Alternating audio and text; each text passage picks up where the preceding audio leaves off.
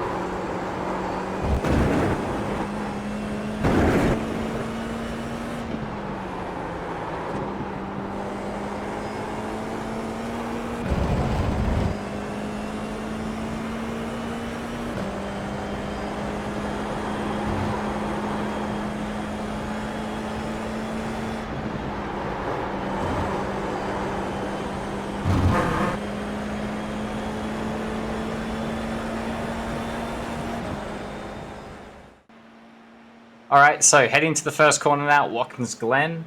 Probably one of the trickiest corners on the tracks, and certainly I think the most important in terms of lap time and in terms of racing as well. As you've got a very long exit, you're flat out for a long time after this, and it's a corner where you can overtake out of it, into it, and obviously a lot further down the straight as well, especially with the slipstream in this car. So it's important that we get the first corner right. So with that in mind, on a hot lap, I'm going to be braking between the 200 and the 100 board here. See about 150 feet, I believe. Very hard hit of the brake, but it's not very long. This braking zone is like quite a compact, heavy braking zone where you've got to be very aggressive on that initial brake hit, hold the pressure for a little bit, and then quickly jump off. You see down to fourth gear here. Jump off the brake just as I go into the camber. Make sure we get all the way down to the inside. So you need to get the right tires either on the first part of the curb or down to the yellow line. If you miss it or go a bit wide here, you're in trouble, which makes it easy to brake early here, okay? I think a lot of people are afraid of missing the apex this corner. So as a result, they end up finding themselves braking early. You've got to get the balance right. My advice would just be make sure when you hit, you can still brake late, just make sure it's a very hard brake and then a quick release off. So like I said, a very compact braking zone to be a hard hit and then a quick release. And aggressive throttle pickup into fourth gear now. I've had this discussion before where I've said you can run over the curb, and you can run over the curb. You're in terms of track limits on iRacing, you're allowed to run until you have your right tires still on the red and yellow curb. However, you bottom out a lot in those bumps and things like that, and this car doesn't like extra distance when you're scrubbing the front tires and just hang on to the steering a bit. So I think for this car, it's slightly better to just run like this. So you got your left tires on the second part of the curb, and the middle of the car is kind of near the yellow line here. That for me, that works quite well. Now into here, this is all flat out for us, but we're going to reduce the amount of steering lock we need. Use the camber there, reduce the distance. Again, you go to the left, come to the steering, over the hill. Stay on the right now, reduce the distance, off the steering. Very similar to coming onto the Kemmel Straight at Spa through that bit there. Now, because we're on the classic boot, we've got no chicane. So the slipstream is going to be insane. But we've got a shorter braking zone. We've got a very, very short braking zone here. Down to fifth gear into this long right-hander. So braking reference here is going to be somewhere, it's not very obvious braking marks. You haven't got all boards or anything like that. But there's the crest. And basically you're going to be braking pretty much just as you reach the peak of the crest. You can see there's a bump on that previous bit when we changed tarmac through the cut-through back onto the track again. I wouldn't brake before then because you can see the car stable. So wait for the car to kind of land after that bump and try not to move the steering Okay, try to be straight. Very important. And then let the car settle for a second, and then just have a light brake. Instead, I'm already turning in at this point as well. Just a very soft brake just before this tarmac patch, and you got that light as well on the left-hand side of the track. Very soft brake, down to fifth gear, a delayed fifth gear. Main two things here. One is you never want to kill your momentum. Low-powered car doesn't weigh much. We want to carry lots of speed, okay? Yeah, that doesn't mean go flat out on the entry all the way in, but we don't want to take off any more speed than we need to. The other part of that is I don't want to slow down too early. So it's a corner where this is where this right hand is always tricky no matter what you're driving in. But if you're too late to get in, you never make it back to the inside just because the way the camber is. But you don't want to meet the inside too early. It's easy to get on throttle too early here and have to lift out in the exit. Got lots of understeer, lose time, scrub the front tires, hit the outside wall. I think everybody's done it. It's very easy to get understeer on exit here. So with that in mind, a softer brake, and you're just trying to delay the point in which you meet the yellow line on the inside of the track. You see I just made it there past that. This service road's a very, very good reference in most cars. So if you can be after that, that's amazing. So you see just at the end of it there is when we reach the inside. That's when I'm going to pick up the throttle. Make sure you don't hit the curb. You don't need to. It can hook you up a little bit, but for this car, no reason to. On an ideal lap, let the car run out. Try not to just bang the steering lock on. Please be aware. Listen, turn your audio up for tires if not, and feel it if you've got a good enough wheel. If you've got a direct drive wheel, you should feel the scrub in the wheel. Feel when the tires are sliding, you're just losing time. You're not accelerating on the exit anymore. Look at my steering, very smooth. Just not trying to add any more lock on. Let the car out there. You don't need to go up to the wall. We're not in a GT car. You don't really want to go over all those bumps. Smooth the car there. Back over to the right-hand side now. Braking pretty much at this little tarmac patch here is our braking reference. Down to fourth gear here. Not a very long braking zone, just short tap on the brakes. If you brake any harder, you lock, you upset the rear because it's downhill and kind of turning as you brake. So just soft, focus again on carrying speed. Try to control the rotation. So if you feel like you need to turn the car a bit more, brake a little bit harder on that brake hit. Feel like it's understeering. If you feel it's understeering, you can use a bit more brake pressure to kind of pitch the nose and get a bit more rotation going. If you feel like you're losing the rear a lot, try to be softer and smoother onto the brake pedal. Okay, pick up the throttle. You're not really going to have a true apex here. You're going to just meet the yellow line at some point near the inside. Again, trying to be too early. Again, this corner is more about not using too much steering. Use all the curb on the exit. Back over to the left-hand side. No messing about here. Quickly back over to the left. Braking as we go up the hill. Use the hill to slow the car down. Braking this 100 board. As you turn in, I always aim in a straight line to kind of get myself in this direction. We don't end up running that wide, but certainly I aim to point the car towards the, not at this newer tarmac patch, but as if I was going to run my left tires up to it, if that makes sense. So a straight line up to that point, and then I rotate. In this case, we've got the car rotate a bit early, just because the way this car likes to drive will take a bit less distance here. But that's kind of the way I want to point the car in on the entry.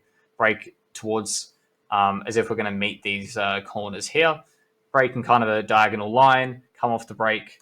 At this point, once you've got it stopped, rotate the car. You'll meet the inside curb. Again, try not to hit it. Very hard to do. It's very easy here to brake early, so slow the car down too early, hit the inside curb, or because we're afraid to pick up the throttle very early or turn out the corner. So if you're turning out or you pick up the throttle too early, think to yourself, I need to brake later, yeah? Can I brake later? The answer is yes. You don't need to brake harder necessarily, later. Use the hill to your advantage. You can push entry here. If you don't push entry, you're in big trouble. With that, though, yes, you need a good exit. But the biggest thing I've found here in this car is not so much get to throttle mega early, but just don't. You got to be quick straight to throttle. So brake as soon as you do get off the brake, get straight to throttle. You can't have a period where you're not accelerating here. The car just bogs. So trying to get the throttle as quickly as possible. All right, force the car out in the exit. You can see it's really understeering there, but we just about nicely run into that little bit of extra tarmac on the left-hand side of the track. Stand on the left-hand side, straight braking now into this right-hander. Heavy brake, not very long. Down to fourth gear in this car. Use the camber nicely on the inside. Braking reference is pretty much just before there's 100 board. Hard hit the brake, not very long. Jump off the brakes. All the way up to the curb. Don't hit the curb. You don't need to hit it. Just use the camber. You see the curb goes the other way to the camber. We don't need it. Not going to help us turn. The car's going to wash out here. It feels like I'm going to completely miss the track. There is no incident point or penalties for this exit, so just use all of it. Get on throttle straight away. No messing about. Oh, just ignore that. Forget about the track limits there. Go all the way up to the grass, flat out. Bring the car back over to the right-hand side of the track now. This is an important one. This is one where people don't get back to the right. Please do that. We don't want to be pointing right as we brake here, not towards that NASCAR board. So on the white line now, so we can point the car almost a little bit in. You can see I'm pointing towards this tower here. Braking in a straight line. I could have downshifted by now. I would normally suggest that. The reason why we're delaying the downshift is this is the most oversteery corner on the track, and especially with the way I set up the car, or any car at Watkins Glen, this is always the corner where the rear is going to be sliding the most. It's just the slowest corner, the way you're trying to get rotation, the high-speed corners. Generally, it's a very, very tricky corner, especially with the grip change and the surface change you get going up to the high piece of tarmac. So very often here, you're just going to be very smooth in the wheel. Make sure the car is very straight up the hill. Brake late, not super hard. I'm delaying my downshift down to third. Again, that's to stop the car from spinning. If I downshift more aggressively, I might get over rotation at the rear. So I'm just delaying the downshift to third. It also helps me carry more speed into what's a very long corner. Again, a very, very long hairpin. Down to third gear. As soon as I get into third, start to pick up some throttle, come off the steering lock. I've got the car rotated. Let the car run out, use the exit curb. Stay on the right-hand side now. Very quick left-hander, very easy for us to smooth on the steering. This is all just smooth on the steering. The less steering lock you can use here, the better. All right. Kiss the inside curb, let the car run out. We don't need to run all the way out. We don't need that extra track in this car. Just make sure when you turn in, you hold the lock nicely. You don't go past. You're not coming on and off. Just be smooth with it. Don't go past the slip angle. Back to the left-hand side now. Use you see the track kind of banks up to the left, trying to use that banking to your advantage here. Soft brake, fifth gear. The car's going to start moving about a little bit on the entry. Early throttle as quick as possible here. Basically at this point where the track kind of sticks out a bit more, there's your apex point.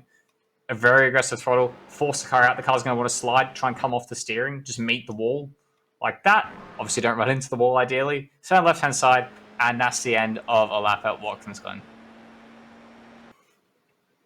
All right, then, so that brings us towards the end of the video now. If you have any questions, please leave them in the comment section below. And you can also check out the Coach Dave Academy Discord, where you can find more information on setups, coaching, and more from fantastic creators such as myself in the YouTube video description. My name is Bart. I hope you enjoyed the video, and I'll see you next week.